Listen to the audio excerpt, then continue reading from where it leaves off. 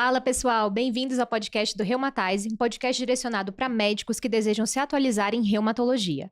Eu sou Júlia e hoje estamos com 2 colaboradores muito queridos da nossa equipe para falar sobre um tema muito importante. E aí, pessoal, querem se apresentar? Oba, meu nome é Renan, tá? Sou médico, reumatologista, faço parte da equipe do Reumatize e tô aqui para aprender, na verdade para não passar vexame, tá? A Sté que vai falar de Vexas, eu tô aqui para passar vexame. Legal, conta aí, Sté. Bom, já fica a dica, meu nome é Stephanie, também tô aqui para aprender, isso é uma mentira, a gente aprende todo mundo junto. Passar vexame, difícil, acho que aqui ninguém passa vexame. A gente contribui, cada um tem o seu lado para acrescentar. Bom, e aproveitando o gancho do trocadilho que o Renan fez, pessoal, o que acontece, né? Vexame. Por que vexame? Porque a gente vai falar de Vexas. A gente ri uma piada interna, aí fica a critério de cada um o quanto vocês acham isso engraçado, né? Fica didático, né? Fica didático, é legal pra caramba. Exatamente. Doença nova, da moda, ainda pouco acesso, que a gente vai comentar um pouquinho disso também, porque o intuito desse episódio é justamente nós fazermos um pouco de uma revisão e uma discussão sobre os principais pontos relacionados a essa síndrome, doença. O que vocês acham que cabe mais?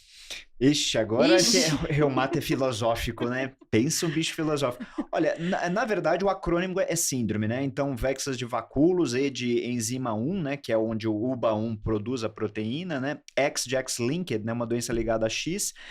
Autoinflamatória, somatic syndrome. Então, por enquanto é uma síndrome, mas acho que tudo pode mudar, né? Reumato é fluida demais, mas por enquanto eu colocaria como uma síndrome. Mas assim, gente, muito legal. E aí, pensando justamente, né? Na suspeição, qual que é o perfil clínico clássico e os red flags em potencial que a gente deva ter uma suspeita na prática clínica para esses pacientes? Vamos revisar para o pessoal de casa. Primeira coisa, pensando que está ligado ao cromossoma X, é homem. Então, a maioria dos acometidos vai ser homem, lógico, a gente não vai descartar mulheres, mas é muito mais frequente. Pacientes mais velhos, acima de 50 anos, apesar da média de idade das pequenas cortes que a gente tem, sempre pacientes mais velhos, acima de 60, 70 anos, mas para facilitar a gente coloca o corte de 50 anos. Pensar também na parte da síndrome, que eu também acho que encaixa muito bem, mais do que doença, pelo menos por enquanto com o que a gente sabe. É aquele paciente que tem um perfil inflamatório que parece vasculite, por isso que eu tô aqui dando palpite, mas que não encaixa bem. É aquele paciente diferente. É aquele paciente que tem ou uma policondrite, que pode ser policondrite recidivante mesmo, mas uma policondrite que vem com outras doenças nossas. Tem lesão de pele, que você fala assim, olha, também não está encaixando. Doença da órbita, que nem a gente falou do IgG4, que antes a gente pensava tudo IgG4, também tem relacionado a Vexas. E principalmente a parte hematológica, que é uma coisa que a gente não vê tanto pensando policondrite, vasculite, nas nossas doenças, tirando colágeno, digamos assim, que tem que chamar a atenção. Exatamente. E é comum a gente ver anemia nos nossos doentes, né? Até porque anemia de doença crônica ou alguns medicamentos que a gente possa estar fazendo. Totalmente multifatorial Exato. também, né? Agora, a dica é olhar o VCM, né? Que eu acho que o reumato, às vezes, né, na correria, porque esses pacientes geralmente têm macrocitose, né? E isso é uma dica importante, porque a grande maioria dos pacientes tem anemia macrocítica e também a plaquetopenia. Então, é um dado importante que quase mais de 80, 90% dos pacientes têm, né? E outro dado, né, puxando da parte hematológica, é a questão que a gente vai ter que trabalhar com o hematologista. Então, naqueles casos também que o hemato pode chamar a gente, que ele estava, né, numa provável síndrome mielodisplásica, né, ou alguma coisa, uma gamopatia monoclonal, que começou a ter uma lesão de pele, uma vasculite, agora um olho. Eu acho que também é um dado importante a gente ter isso em mente, principalmente quando o reumato é acionado também nessas interconsultas e conversas com o hemato. E eu acho que esse ponto é até importante que você trouxe, Renan, porque a própria hemato, ela tá aí num momento também de efervescência muito grande. Então, a gente teve ali uma parte de serem revisitadas a questão das síndromes mielodisplásicas, uma reclassificação recente, um outro olhar que está ali sendo dado para as gamopatias monoclonais, inclusive de significado indeterminado. Então, se a gente pensar que tudo que nós estamos vivendo na reumatologia também é uma realidade para hemato, essa questão do multidisciplinar se torna ainda mais importante. Então, eu acho que esse já é um primeiro ponto para a gente chamar atenção para o pessoal. Não fiquem com raiva do pedido de interconsulta, mesmo se ele parecer bobo, tá? Porque muitas vezes a gente pode estar se deparando com algo que nem nós, nem os hematologistas estejam compreendendo de uma forma abrangente ainda. Isso. E aí, assim, por que que tá sendo tanto da moda, né? É uma doença de 2020, no final de 2020. Um grupo no NIH, que foi o David Beck, ele é um geneticista, e ele era pupilo do David Beck, era do Daniel Kastner, que é o chefão das autoinflamatórias. E aí eles fizeram um trabalho que é bem interessante de Genotype First Approach. Olha primeiro o que tem de alterado na parte genética, o que esse UBA1 tá estranho aqui, e vamos ver a clínica. Ou seja, eles fizeram o oposto do que a medicina sempre faz. Tá estranha a clínica, vamos pro laboratório. Não, eles olharam primeiro no banco genético, ó, tem essa alteração aqui no UBA1, mas o quadro clínico desses pacientes são muito alterados. E aí eles foram descrever.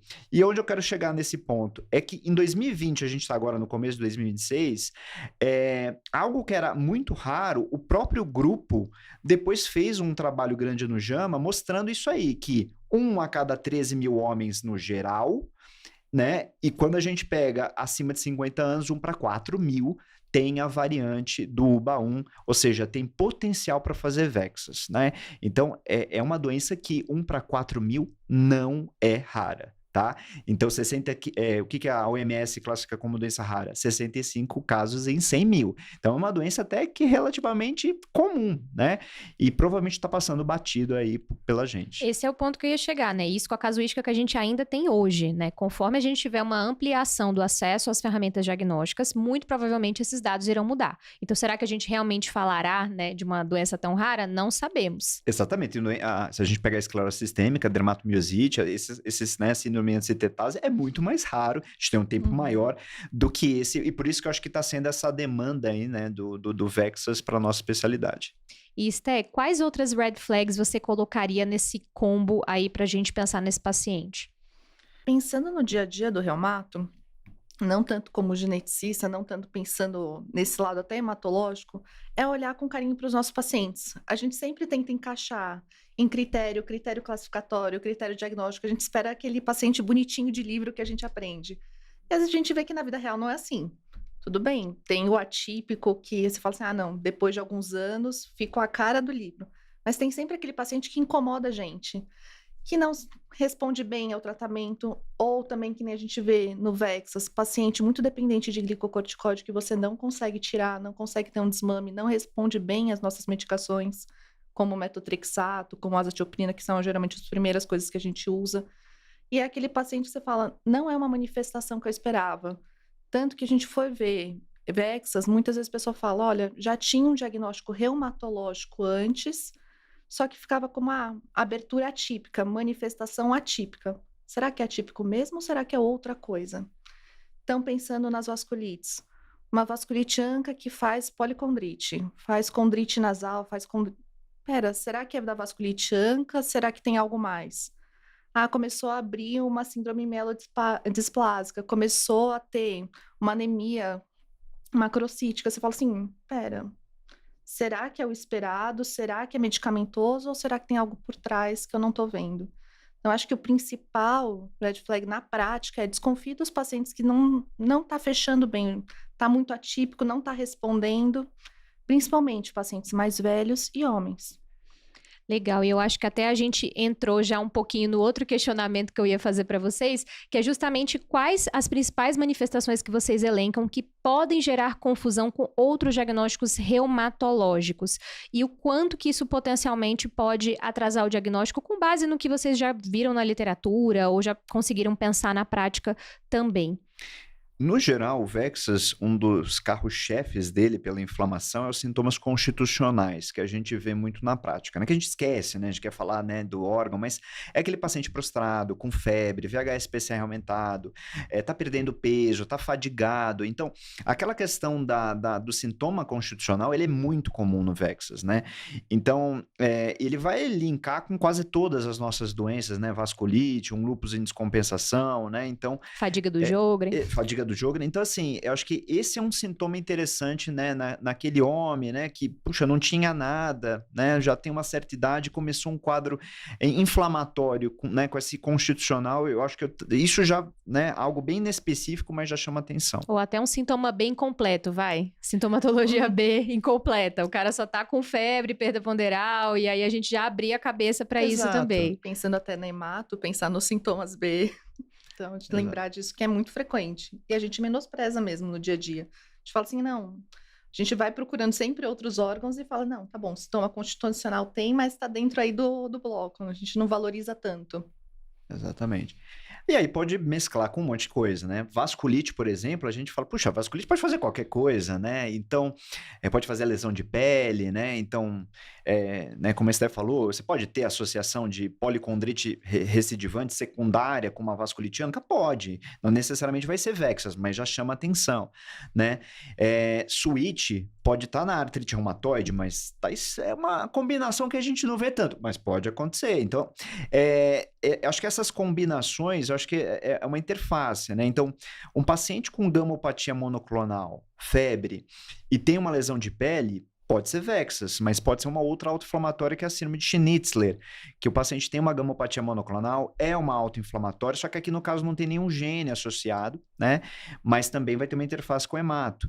Então, assim, é difícil, porque, né? Assim, até o Vexas pode até dar dor testicular, lembrar ali uma poliarterite nodosa. Então, é uma interface gigante para a gente considerar. A doença inflamatória da órbita muitas vezes fica como vasculite de órgão único, que é aquela coisa, tem um quadro inflamatório órgão específico, acaba caindo para o reumato para a gente fazer imunossupressão, e depois você fala assim, mas não está encaixando. Será que também não está abrindo? Não é um quadro de Vexas que está começando? Ou até mesmo outro diagnóstico. Mas no geral, paciente muito inflamado, assim, eu já vou falar só sintomas acima de 80%, né, do Vexas. Muito inflamado, constitucional, paciente com alguma alteração hematológica, entre elas anemia macrocítica, plaquetopenia, paciente com alguma coisa reumatológica, né, e paciente com pele, eles têm muita lesão de pele, seja vasculite, dermatose neutrofílica. Então, eu acho que assim, se tiver nesse cenário aí, eu acho que já a gente precisa pensar a bandeira vermelha. E pedir ajuda, gente. A gente pedir ajuda. Não sei, tá estranho, ótimo. Já fez sua parte, agora vamos dar uma lida, conversa com quem já viu, conversa com quem já pesquisou isso, porque eu acho que é importante essa interface. Reumato com reumato e reumato com hemato. E acho que até nesse ponto, Renan, é interessante a gente ressaltar que muitas vezes o diagnóstico, por exemplo, cutâneo, ele pode não estar correto. Então, mesmo suspeitar na presença de quadros infecciosos recorrentes com apresentação ou evolução atípica também seria um interessante ponto de atenção, porque a gente sabe que é difícil na prática, muitas vezes, esse diagnóstico diferencial, a gente ter ali, por exemplo, na realização de uma biópsia corretamente, um laudo correto, um patologista especializado. Então, acho que isso também a gente precisa alertar para pensar em todas as realidades que a gente tem dos nossos ouvintes, né? Como a gente sempre fala, fora da bolha. Fora da bolha. Tá estranho, pode ser. Acho que é o mais fácil que cabe para todo mundo. Desconfiou, não custa nada ir atrás e investigar. E, gente, no começo, que a gente não sabe muito bem, é assim mesmo. A gente faz o sarrafo alto, assim, ó. Ah, pode ser. E depois a gente vai entendendo os perfis dos pacientes, os clusters, os exames ficam melhores. E aí a gente vai sendo mais específico naquela nossa suspeita. Mas, inicialmente agora, 2026, eu acho que essa é a recomendação. E aproveitando o seu gancho, então, doutor Renan, e o genótipo nesse sentido, né? Como é que tá a gente ter essa relação da parte genótipo, fenótipo, clusters? Onde que a gente tá nisso aí? Qual a implicação clínica que a gente já consegue correlacionar hoje em 2026? Isso. Então, a variante, né, a mutação, né, que é descrita é o UBA1. O UBA1 é um gene que ele produz uma proteína chamada enzima E1, que ele faz a marcação de algumas proteínas que estão velhas na nossa célula, e aí quando você tem esse sistema de que é para marcar as proteínas e elas precisam ser levadas por um lixo celular, né, que vai degradar essas proteínas marcadas, que é o proteassomo, quando você não consegue fazer essa marcação boa, começa a reter um monte de estresse oxidativo, proteína mal dobrada, então a célula entra em inflamação. Então, basicamente, essa é a função do UBA1 e é ele que é o gene causador do Vexas. O problema do UBA1 é que ele é somático. A pessoa não nasce com aquela alteração no UBA1. E até é interessante que existem pessoas que nascem com alteração do UBA1. E sabe qual é o fenótipo? Atrofia muscular espinhal. É o AMA. Olha só! Nasce lá sem cor no anterior da medula, é o bebezinho que, né, tá com problema muscular e tal, e é o UBA1 alterado. Então, o quadro clínico é totalmente diferente. Então, a gente tá longe de entender essa doença. Então, esse é o germinativo. O somático é o que a gente está falando, ou seja, ele não nasceu com isso e aí, em algum momento, ele desenvolveu isso. E ele não desenvolve em todas as células, ele desenvolve nas células hematopoiéticas. Então, se você pegar um linfócito e tentar ver, não vai estar a linhagem linfóide acometida. Então, essa é a dificuldade, ou seja, aonde está o diamante e aonde que eu vou caçar esse diamante. Ou seja, se eu pegar um sangue de um paciente, um tecido do meu paciente, pode ser que eu não ache aquela célula defeituosa que está dando a inflamação. Então, esse é o grande desafio do Vexas, é a parte somática, ou seja, aonde que ele fabricou essa mutação, geralmente na parte hematológica, mas dependendo da quantidade de células envolvidas, pode ser que eu não consiga flagrar isso num sequenciamento genético, né? Então, essa é a grande dificuldade. E aí existem várias alterações genéticas já descritas. A mais clássica é no exon 3. O exon é a região do gene que fabrica a proteína, e na região, a mais clássica que a gente chama de canônica, foi uma troca de um aminoácido metionina por uma valina na posição 41. Então, essa troca que parece boba, que é uma mutação missense, trocou o aminoácido, ela altera de tal forma a proteína que faz essa bagunça inteira. Agora, claro que tem outras alterações, essa é a mais clássica, a que confere pior prognóstico, foi a primeira descrita, mas hoje em dia a gente tem no mesmo códon 41 a metionina por uma valina, a metionina por uma leucina, por uma treonina, que são prognósticos melhores. Então, só para vocês entenderem, basicamente quando o paciente tem essa alteração somática, é missense, então altera o aminoácido. Algumas mutações fazem a proteína ser muito baixa. E algumas a proteína está ali, então o quadro clínico vai ser um pouco mais leve. Então tem tudo isso que a gente está aprendendo ainda dentro dessa doença. Então eu acho que basicamente é isso. Se a Steph quiser continuar aí alguma coisinha.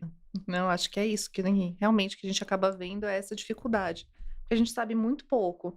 A gente sabe alguma dessas trocas, tem até a questão do fenótipo, tem um pouco mais de lesão, mais púrpura, um pouco mais grave, mas ainda é muito cedo para a gente conseguir estratificar bem o perfil genótipo com fenótipo. A gente ainda está aprendendo. E para a clínica, no momento também, a gente não tem essa correlação, eu digo mais no manejo terapêutico, nesse sentido. Ainda está cedo para falar. O que eu digo é o seguinte, alguns pacientes com Vexas, por essa alteração somática, eles podem desenvolver outras mutações somáticas em cima. Isso é muito comum na hemato, na oncologia, o paciente começa a fazer defeito em vários outros genes.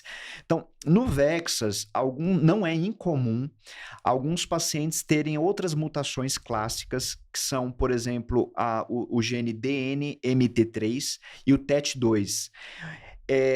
Esses genes, quando em associação, fazem um fenótipo um pouco pior, até do ponto de vista hematológico, porque existem alguns pacientes que é o que a gente... a gente está falando muito, a hemato, você vai conseguir corroborar muito melhor que eu, mas tem alguns pacientes que têm essas alterações que a gente chama de CHIP, CHIP. O CHIP são hematopoieses clonais de significado incerto. O paciente não tem, do ponto de vista de medula, mielo, ele não fecha critério para mielodisplasia, ele não fecha critério para leucemia, mas ele já tem alterações genéticas que conferirão em algum tempo essa alteração. Então, isso é somático, não é fácil fazer diagnóstico de CHIP, e esses chips essas alterações, outras genéticas podem vir associadas ao Vexas, e é importante, às vezes, o hemato vai conseguir até entender isso, o perfil se transplanta ou não, qual é o prognóstico, mas ainda está muito em aberto. A gente não tem, nessa doença, estudo controlado, randomizado, então assim, já não tem na reumato, que dirá no Vexas. Então, a gente tem muita opinião de especialista e dado baseado em relato de caso grande, né? Então, fiz uma revisão aqui, fiz relato de caso, mas a gente não tem grandes estudos randomizados controlados. Eu diria que até na reumato agora a gente está vivendo uma nova era com CAR-T, que é uma coisa que inclusive aguardem em breve, tá, gente? Vem material sobre isso, vem podcast sobre o tema, mas a gente agora está engatinhando nessa parte de terapia-alvo e entendimento mais profundo desse aspecto dessas doenças em específico. Então, realmente, eu acho que a gente vai conseguir extrapolar muita coisa da hemato, como já vem daqui a pouquinho a minha pergunta para vocês, mas também é uma coisa que a gente está tá engatinhando, né? Acho que é até interessante, como você falou, a gente pensar de onde partiu, onde foi o ponto de partida para essa doença, que foi totalmente o contra-intuitivo até então, para a gente já começar a entender sobre esse aspecto, que é uma coisa que para essas especialidades, a oncologia e a hemato, já estão anos-luz à frente. Anos-luz. E aí, assim, só para, acho que pro ouvinte, tá, vamos parar de fosforilar, pensei em VEX, o que eu vou fazer? Vou pedir ajuda, tá, mas qual é o exame que eu posso pedir na prática, né? Exato. Que a grande dúvida, pensando no dia a dia do reumato, tá bom, desconfiei, aí o que eu faço? Mando para quem? Mando para onde? Mando pro hemato? Não mando pro hemato? Vou sequenciar? Como que eu acabo pedindo? A princípio, que eu tinha visto no Fleury, tinha disponibilidade, e parece que tinha no Einstein também. Porque essa é a grande dificuldade. Até para O que eu faço, né? Exato. Esse spoiler eu já sabia. O ACR lançou no ano passado um guideline, né, que ajudou nesse sentido de, bem, qual é uma recomendação, apesar de fraca evidência, do que a gente vai pedir para esses pacientes. E aí a ideia é pedir justamente um painel NGS, tá? O NGS é da sigla Next Generation Sequencing, e ele é uma tecnologia que você vai basicamente fazer um painel. E aí você vai pedir painel NGS para doenças imunológicas, tá? Essa é a recomendação inicial, tá? Por quê? Porque o VEXAS, que é VEXAS, na grande maioria das vezes, ele tem uma quantidade razoável de mutações somáticas que a gente consiga flagrar num painel NGS, no sangue do paciente, no sangue. Então, na grande maioria das vezes, você já vai flagrar. E o problema é que essas doenças autoinflamatórias, elas imbricam muito. Então, você pegar um painel que hoje em dia contempla uns 550 genes, você já vai poder pegar algumas outras autoinflamatórias que passaram batido aí também. Então, eu acho que já é interessante esse cenário. Limitações do painel NGS. Para quadros que o mosaicismo, o paciente tem variantes menos de 20% na circulação dele, isso a gente chama de frequência da variante alélica, que é o VAF. Quando o VAF é menor que 20% na periferia, o painel NGS não vai conseguir pegar muito bem. Nas tecnologias que a gente tem, seja painel, exoma, não pega. Então, você pode estar diante de um VEXAS que tem uma variante alélica baixa. Se a sua suspeita aí é alta, o que você vai fazer? Esses pacientes, frequentemente, o hemato pode pedir uma biópsia de medula, um mielograma, e aí você pode pedir o painel somático que a hemato pede na medula dele.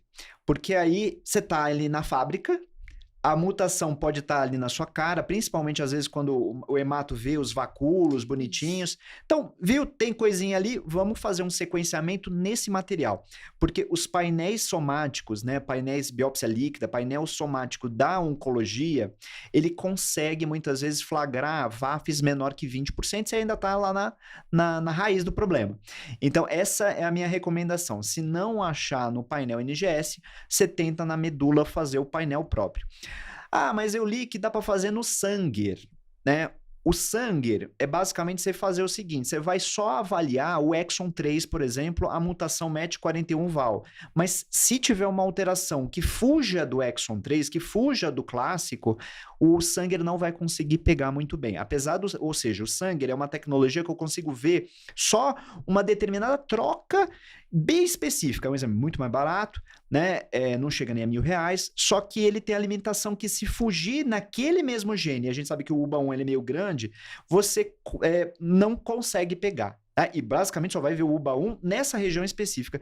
Então, o Sanger eu acho que é muito mais ainda de pesquisa ainda, então eu ainda acho que o painel é mais acessível, aí nesses grandes laboratórios a gente consegue. E eu acho que a minha dica liga, quando pedir, liga pro geneticista e fala o que você tá querendo. Porque aí ele vai olhar com muito mais carinho o UBA1 para você. Que eu acho que a gente já tinha que ter aprendido há muito tempo, porque a patologia morre de reclamar que a gente manda com pouco dado, né? Então, eu acho que a gente já deveria ter aprendido essa lição, né? Você pedir uma coisa mais diferente, já vai ali, dá mais informação pro cara. Exatamente. Essa era a minha dúvida, o que perguntar, ou melhor, o que eu posso fornecer de informação para ajudar na pesquisa, porque muitas vezes o que a gente acaba vendo, Você tem que fazer o painel genético. Ninguém sabe o que, quando, onde, dá o pedido para o paciente e ele vai para o mundo se achar. E gasta dinheiro e não Gasta vem. dinheiro, não vem, vem à toa, vem errado, aí você tem que explicar. Então, muitas vezes a gente também está pecando aí, os pacientes estão se perdendo nesse caminho. Exato. Então, realmente, o mais fácil é liga, não custa nada. Eu acho que sim. Esté até pensando que esse paciente vai precisar de um diagnóstico diferencial aí importantíssimo, né, bem feito. O que você acrescentaria? Vamos pegar aí de uma forma de suspeição, pensando, né, vasculitóloga. O que seria um basicão que o ouvinte precisa lembrar de pedir além da investigação específica? Tipo, o que não deixar passar em relação aos principais diagnósticos diferenciais? Até pensando para o reumatologista, na parte prática, se a gente fizer o nosso bem feito, já é um bom caminho andado. Então é aquela coisa, a gente perguntar, tirar uma boa história, ver se tem sintoma constitucional, tem lesão de pele. Talvez eu possa pedir a avaliação do dermato para fazer uma biópsia, sempre é válido. Ver parte rastreio infeccioso, que a gente acaba já fazendo na prática, pensando, eu vou entrar com alguma medicação, mas vamos expandir, vamos ver quadro viral, se tem alguma coisa a mais. Ver a parte de anticorpo também, que a gente acaba pedindo, esse acaba sendo o nosso dia a dia. Geralmente o Vexas não vai ter, que nem a gente fala assim, um ANCA negativo, é uma artrite reumatoide soronegativa que está com um switch junto. Se a gente fizer isso, já ajuda bastante, que eu acho que a gente já acaba vendo. E o especial do Vexas olhe com carinho para a parte hematológica, olhe o hemograma, vê se não tem ainda uma anemia, mas tem um VCM mais alto. Desconfia. Pode ser que você esteja vendo coisa a mais, mas nesse momento a gente precisa colocar o sarrafo mais para cima. Eu preciso abrir mais, pensar mais em Vexas, para depois a gente fechar e deixar mais específico. Tô vendo citopenia? Não, olha, esse paciente é a cara da vasculite. Vasculite não faz leucopenia, não faz plaquetopenia. Tô vendo isso? Desconfie. Gamopatia, também vale a pena investigar. Vale a pena também, da mesma forma que a gente vai ligar para o geneticista, liga para o hemato. Fala, olha, tô pensando, será que não vale a pena a gente ver síndrome mielodisplásica?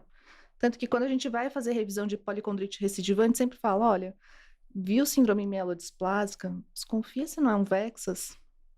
Já é raro policondrite recidivante, mas olhe com carinho. Acho que é o principal, fazer o nosso bem feito e a gente conversar um pouco mais com as outras especialidades, com os outros colegas. Não tem nenhum achado patognomônico, né, nessa doença. Claro que o diagnóstico final seria o diagnóstico molecular genético, que não é fácil.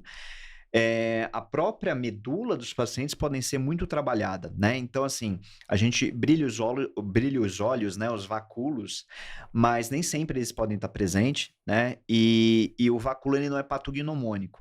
Então, alguns pacientes que têm deficiência de cobre, tomou uma quimioterapia e aí fez a biópsia. Então, assim, pode dar vacúolo e não necessariamente é o vacúolo do Vexas. Então, e a mesma medula do Vexas pode ter síndrome mielodisplásica, mas pode ser já uma leucemia, pode ser um mieloma múltiplo. Então, isso pode acontecer também no Vexas. Então, acho que aí é trabalhar em equipe mesmo, porque o diagnóstico é difícil. Legal, pessoal. E pensando na parte das terapias, que como vocês comentaram, a gente sabe que a corticodependência desses pacientes é um grande problema. Como vocês enxergam as possibilidades terapêuticas? Na prática, vocês têm alguma experiência ou com o que funciona mais? IL-6, JAK? Como que a gente está nesse panorama? Acho que pensando na nossa prática, o mais fácil da gente encaixar é a interleucina 6. Tocilizumab, que todo mundo tem prática na reumato. Então, é uma ótima terapia. Pensando mais fácil voltar no começo. Pensando em Vexas, você tem que dividir em 2 braços. O nosso lado mais autoimune, mais inflamatório, e o lado da hemato. Pensando no nosso, aí sim, o tocilizumab interleucina 6 cabe muito bem para tentar diminuir a dose de corticoide. Até porque muito desses pacientes, ao você reduzir dose, você reativa. Então, tocilizumab é uma boa escolha. JAK também é outra. Só que o JAK você tem que ter um pouquinho mais de cuidado, porque eles já são pacientes que têm um risco maior de fazer trombose. E junto com o JAK, não vai ser uma boa combinação. Pensando que também tem pacientes que vão ter uma leucemia, vão ter mieloma múltiplo, você também colocar o JAK no meio talvez não seja a melhor combinação. Então, vale a pena tomar mais cuidado. Infecção viral, também são pacientes mais suscetíveis à infecção intracelular. E o JAK também não ajuda. Mas... E pensando em JAK, a gente tem algum dado sobre se a seletividade, por exemplo, JAK1 seria mais benéfica ou JAK2 pensando na hematopoiese? A gente tem isso mais definido? O ruxolitinib sempre foi, assim, ele é um inibidor de JAK1, 2 e TYK2, ele é o grande medicamento da hemato, né? A hemato tem mais mão do ruxolitinib do que a gente, né? Então, tanto é que parece nos trabalhos que a gente tem que o ruxolitinib é um pouquinho superior ao BARI, ao UPA e o FILGO. Mas, assim, são dados preliminares, a indicação seria, se fosse iniciar o JAK, o ruxo, assim, do ponto de vista de estatística que a gente tem.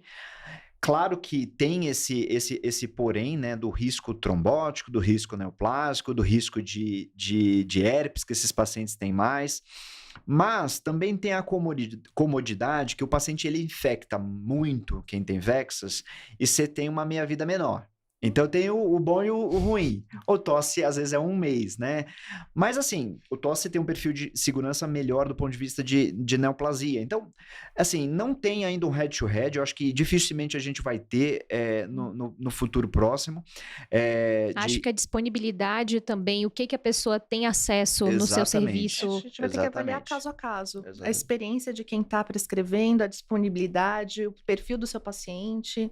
Porque realmente, head to head, acho bem difícil a gente ter. É meio miligrama, 1 miligrama de corticoide, gente.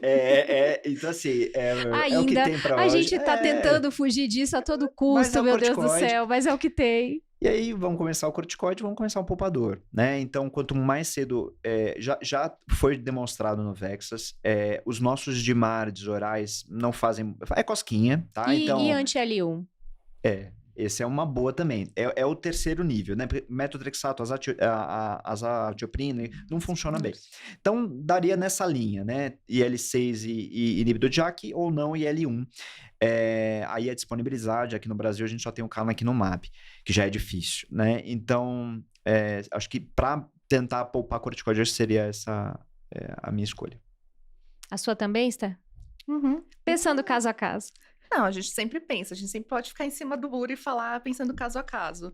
Mas eu acho que não tem muito como fugir com os dados que a gente tem hoje. E pensando em interleucina 1, também tem alguns pacientes que fazem relação local, importante na aplicação, tem a descrição de fazer uma reação grave no local da aplicação. Se eu não me engano, acho que foi a Nanquim, não lembro mais. Mas também, de novo, é caso a caso avaliar. Pensando no nosso perfil Brasil...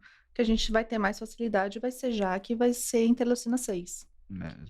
Legal, gente. E pensando ainda nessa veia hematológica que a gente está seguindo, muitas vezes agentes ali já hipometilantes acabam se tornando uma possível opção. Então, a gente tem ali uma possibilidade do uso da azacitidina. E para qual perfil de pacientes vocês considerariam, por exemplo, essa terapia? Confesso aqui, pessoal, que muito dificilmente nós não seremos os prescritores disso, mas é importante a gente ter essa ciência, até para a gente conseguir discutir com o colega e entender um pouquinho de qual caso possivelmente se beneficiaria dessa aplicação. Até porque é uma síndrome que eles estão colocando como hemato-inflamatório, né? A gente tá ficando de lado aqui, mas... o perfil da azacitidina, que é um agente metilante, é para aqueles pacientes com síndrome mielodisplásica, né? Basicamente, quando você está diante de uma síndrome mielodisplásica, o hemato já vai ver se tem critério de elegibilidade para transplantar ou não. E aí, se não tem um critério para transplantar, ou como ponte para transplantar, o paciente pode começar a azacitidina, que pode ser oral ou endovenosa. Tem um risco, sim, desse paciente piorar a citopenia, né? É um evento desses medicamentos, mas geralmente quem vai prescrever é o hemato nesse cenário de mielodisplasia. E até é importante lembrar que realmente é uma medicação mais complicada, o grau de citopenias é mais importante, é um paciente que fica muito suscetível, a gente já entra em outro escopo de profilaxias contra determinadas infecções, então realmente a gente teria que estar muito junto a esse paciente para entender até que ponto aquilo realmente é benéfico, considerando principalmente, acho que poupar corticoide, né, ou esse contexto mais complicado. Mas realmente é um papel que eu concordo com vocês, hemato tá perigosa, viu? A gente já foi perigoso para eles, agora eles que estão perigosos para nós, Exato. né? A gente divide a bronca. E o transplante, pessoal, a gente poderia falar um pouquinho sobre quais critérios possivelmente indicariam esse paciente para a gente já pelo menos conversar com o hemato sobre essa possibilidade? Acho que o principal é a gravidade, né, do paciente. Vai ter que pesar muito também risco-benefício, comorbidade, dose de corticoide, o risco do transplante. Mas aquele paciente que tem uma síndrome mielodisplásica mais importante, que está dependente de transfusão, lembrando que paciente que chega nesse ponto, a mortalidade é mais alta, talvez valha a pena considerar. Então, acho que a gente entra nesse papel para tentar conversar, tanto com o paciente quanto com o hemato, para ver até que ponto vale a gente comprar os riscos e tentar ganhar qualidade de vida para esse paciente. Lembrando que o transplante ele é curativo, né? Então ele vai curar esse paciente. A questão da elegibilidade, aí vai ser o hemato junto, é porque esses pacientes são mais idosos, né? Então a gente tem no SUS, pelo menos para fazer transplante, entre 70 e 75 anos. Então, se a gente pega um paciente muito idoso, o risco dele transplantar e fazer muitas vezes uma reação de enxerto versus hospedeiro é muito alto. Então, vai ter que ver status performance, então ECOG, Karnofsky, como que é o pulmão do paciente, né, o coração, tá bem, né, tá infectado, não dá para, se ele tiver infectado, não dá para transplantar nesse momento. Então vai ter que ver tudo isso.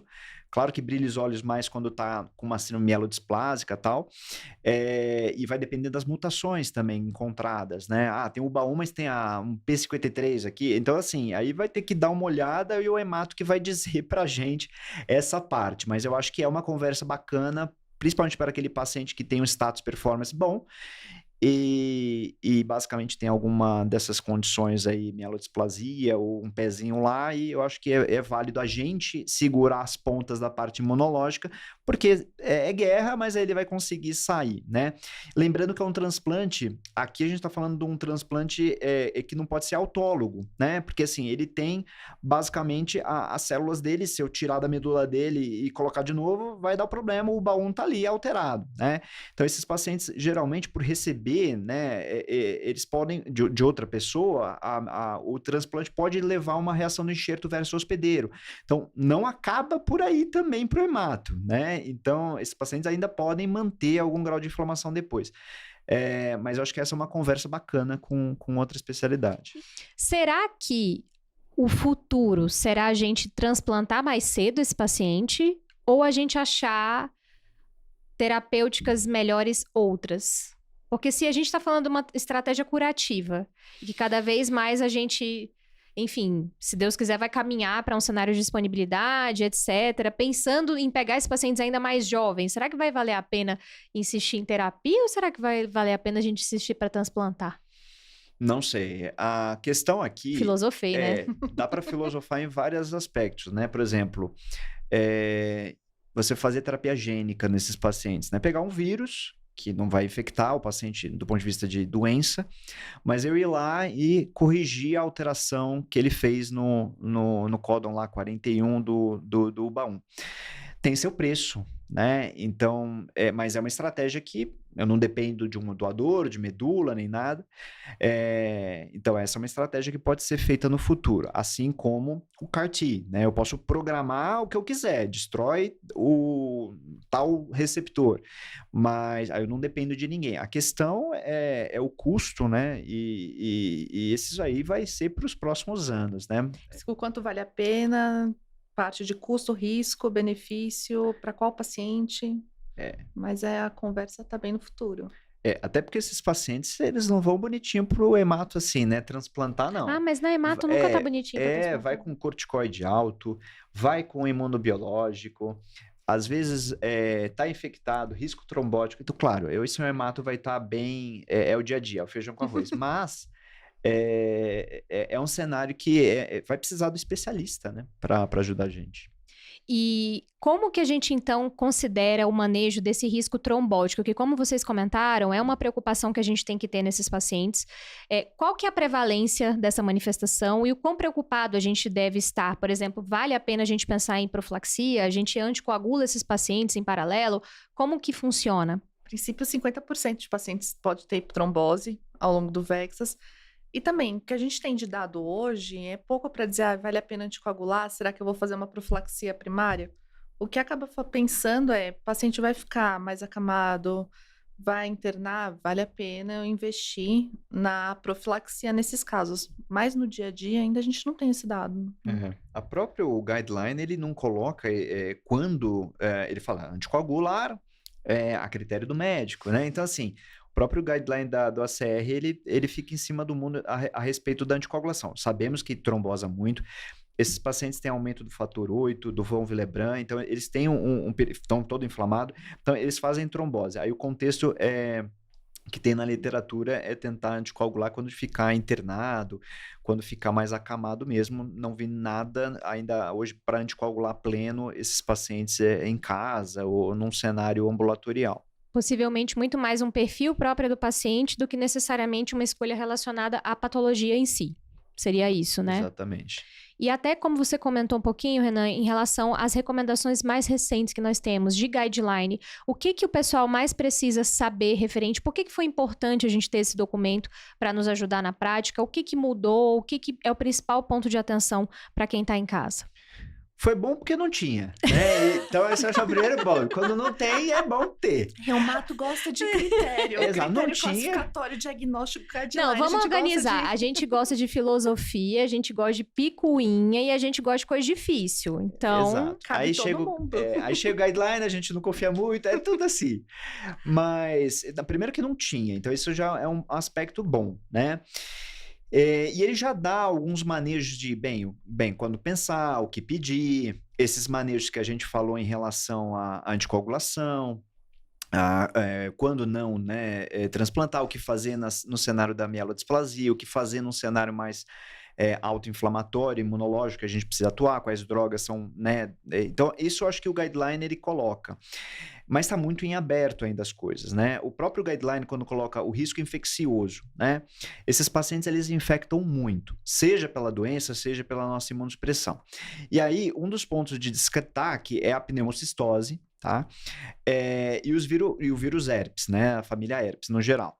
Então, eles mesmo colocam assim para a gente fazer a profilaxia para esses pacientes, mas quanto tempo, qual dose, não vai ter trabalho de, por exemplo, um Bactrim contra uma azitromicina, não tem. Então, assim, a recomendação talvez seja realmente o Bactrim, né, que é o que a gente faz mais para pneumocistose, a ciclovir oval, ganciclovir para risco de herpes, mas aí eu acho que vale a pena até trocar ideia novamente com o hemato, porque, bem, geralmente essa parte de o que vai fazer, né, vai transplantar ou não, então nesse cenário até eu acho que eles podem ajudar mais nesse cenário. Tem uma recomendação de que linfócito CD4 menor que 200, né, mantido, a gente deveria cobrir fungo também, mas com o quê? Quanto tempo? A gente não tem, tá? O guideline tá muito mais em uma aberto. vez vai extrapolar dermato, Exato, né? a gente vai roubar dado dermato, porque até agora o que a gente sabe? Será que vale a pena para todo mundo? Será que é só nesse caso? Será que eu tô vendo uma coisa laboratorial e eu preciso agir nesse momento? É a mesma coisa da anticoagulação. Será que vale a pena eu deixar esse paciente anticoagulado e pensar que ele tem uma síndrome mielodisplásica, tá fazendo uma plaquetopenia? Até que ponto vou por um lado, vou por outro? A gente não tem. Então, realmente acaba sendo um guideline mais para, olha, lembra que Vexas existe, a gente reconhecimento. viu... É a primeira conversa. Ó, lembra que Vexas existe, como reconhecer nos seus pacientes, ou melhor, como desconfiar, o que você tem que prestar atenção nesses pacientes e o que talvez a gente possa fazer. Mas falar assim, olha, siga por esse caminho, ainda a gente não tem. E vai ser muito difícil, porque vamos ser bem sinceros, se já é difícil fazer guideline para lúpus, que a gente já tem um tempo maior de casa, né? E é uma doença, é difícil porque a doença é heterogênea. A gente tem um guideline bom para nefrite, mas quando a gente pega outras manifestações mais raras, já não tem. Então, o Vexas vai ter essa questão. Acho que talvez comece primeiro com parte hematológica, né, como imunossuprimir. Agora, vai ter aqueles pacientes que fogem da curva, com certeza, porque é muito heterogêneo para a gente colocar tudo no mesmo balaio, né? Uhum. Nossa, muita informação, hein, gente? Falamos pra caramba, hein? Caramba! Vamos resumir para o pessoal de casa, então, os principais pontos. O que a gente precisa pensar para Vexas? O que a gente vai pedir? Como a gente vai tratar? Vamos fazer um apanhado? Faz apanhado aí. Então, vou começar pelo apanhado. Eu acho que pensar, primeira coisa, quem é que pode ter mais Vexas? Vai ser homem acima de 50 anos, pelo menos. pensar que ele vai ter um quadro hematológico e um quadro inflamatório. Pensando parte de sintomas constitucionais, febre, perda de peso, fadiga, algo bem pronunciado. Da parte hematológica, no começo pode ser só um aumento de VCM, mas pode evoluir com anemia, posso evoluir com uma síndrome mielodisplásica. Pensando na parte mais inflamatória, lembrar de condrite, lembrar que eu posso ter acometimento de ortopatia, posso ter acometimento de pele, bem importante. Então, acho que o principal é reconhecer quem pode ser esse paciente. Acho que nesse primeiro momento desconfie. E lembrar dos nossos quadros atípicos, aquele paciente, olha, não está encaixando. Pensa, talvez pode ser Vexas. Talvez ele encaixe em Vexas. Exato. E aí, o que pedir, né? Então, basicamente, a gente vai, se tiver um quadro hematológico, a gente vai precisar conversar com o hemato para avaliar essa medula, né? A gente precisa de um mielo, uma biópsia, né? E já guiando no pedido, né? Tem vacúolo, tem mielodisplasia, porque a gente fica mielodisplasia, mas o hemato vai fazer o critério lá, né? Então, existe aberração cromossômica? Não. Como está a citogenética? Tem outras mutações? Então, escreve isso já, E né? acho A que até é suspeita importante para entender que precisa da biópsia, né? Que precisa só da o biópsia. aspirado não será Não vai resolver. suficiente. E no sangue periférico, que aí o reumatologista fica com o sangue periférico, né? A gente, na periferia, vai tentar ver os diferenciais, né? E aí, assim, o VHS-PCR é o mais importante, né? Os anticorpos a gente frequentemente não vê na prática, mas a gente vai pedir o painel, né? A gente pode pedir um painel NGS para doenças imunológicas e, né, a gente espera que na grande maioria dos pacientes a gente já vai conseguir flagrar aqui. Se não flagrar, fica a dica de tentar avaliar o sequenciamento na própria medula. E acho que ainda nesse ponto, lembrar, converse com o colega. Liga para o geneticista, liga para o laboratório, liga para o hematologista, vale a pena trocar informação. Porque senão o hematologista vai olhar ao lado dele. Talvez ele não junte as peças e pense, será que é Vexas? Vou pensar no mielodisplásico. Coloca um painel de doenças imunológicas. Será que vai olhar com carinho pensando em Vexas ou vai fazer algo geral e esse paciente vai acabar se perdendo? Então, acho que vale a pena conversar com o colega. Das terapias? Terapias. O que a gente tem nesse momento ainda de terapia? A gente também vai dividir. A gente ainda divide paciente com hemato. Então, tem o lado hematológico e tem o nosso. No nosso, a gente vai ver que o paciente responde muito bem a corticoide. Ainda é o que ele melhor responde, e os nossos sintéticos, metotrexato, azatioprina, não funcionam. A gente vai ter que ir ou para interleucina 6, ou para JAK, ou para interleucina 1, a depender do paciente e também da sua situação, o que você vai conseguir pedir no dia a dia. E na parte do hemato, ele vai acabar avaliando, será que esse paciente é um candidato a transplante ou não? Eu vou precisar usar outra terapia. E aí eu nunca vou conseguir falar o nome. Azacitidina. É o que a gente pensa que é azatioprina. Azatioprina, é automático, você vai direto. Azatioprina. É que esse negócio me deu tanto trabalho na residência que chegava lá a Zareb pra fazer isso, eu já respirava assim e falava, ai meu Deus do céu, gente, dá muito Viu, a gente trabalho. grava É um por caos. trauma. Nossa, grava por trauma. É literalmente isso. Daqui a pouco eu traumatizo e gravo. Isso e plasmaférese, Deus do céu, que caos. É trauma, né? É trauma. Aí pode ser que alguém fosforile, mas eu tenho uma mulher e eu acho que é Vexas, né? É muito raro, gente. A gente tá falando de uma doença que já é difícil, tem pouquíssimos casos na literatura de mulher, porque é uma doença ligada a X, né? Lembrando que as mulheres têm 2X, né? Então, por isso que elas são mais complexas, mais completas, né? Então, tudo mais. Isso, mais recuperou difíceis, bem. Recuperou bem, com parabéns. certeza. O Pode homem tem casar. o Y, você sabe que a função do Y, né? Qual É que pelinho é? na orelha, já falei. Pelinho na orelha e fabricar testículo. Então, essa é a função, a diferença tá aí na base genética do homem para a mulher. O X tá cheio de gene, é bem complexo. Mas, então, geralmente as mulheres que foram relatadas no Vexas são Turner, né? Então, elas têm uma monossomia do X. Porque justamente aí, azar, né? A pessoa nasce com Turner e ainda desenvolve o Vexas. Então, geralmente, você vai estar diante, provavelmente, de um caso que não seja Vexas da mulher. Pode, tudo pode, mas no geral é mais homem mesmo, quando o quadro tá estranho. Mas acho que na dúvida, investiga. Não tem... Nesse momento, na dúvida, investiga. Não tem muito para onde correr. Excelente, pessoal. Então, uma baita revisão. Ainda muita coisa que a gente vai descobrir no decorrer dos próximos anos, mas acho que deu para esclarecer e trazer um panorama muito interessante para quem está ouvindo em casa, pelo menos da suspeição, e saber um caminho ali iniciador dessa jornada do paciente para que a gente consiga auxiliar a encurtar, que é uma das principais missões que a gente tem aí juntamente aos nossos colegas. Brilhantes, hein? Obrigada, pessoal. Ninguém vai passar vexame, hein? Pelo menos vai suspeitar do Vex. Vai suspeitar. Suspeitar e a gente conversa com o colega sempre. A gente divide, aprende todo mundo junto. Excelente, pessoal. Então, fiquem ligados sempre para o nosso podcast. Esse ano a gente vai ter muito material legal. Alunos do Impulso, também fiquem ligados que o nosso curso está chegando à reta final e contamos aí com vocês. Reumatize sempre com vocês. Muito obrigada, gente. Nos vemos aí. Tchau, tchau. Se Tchau, cuidem. até mais. Obrigada.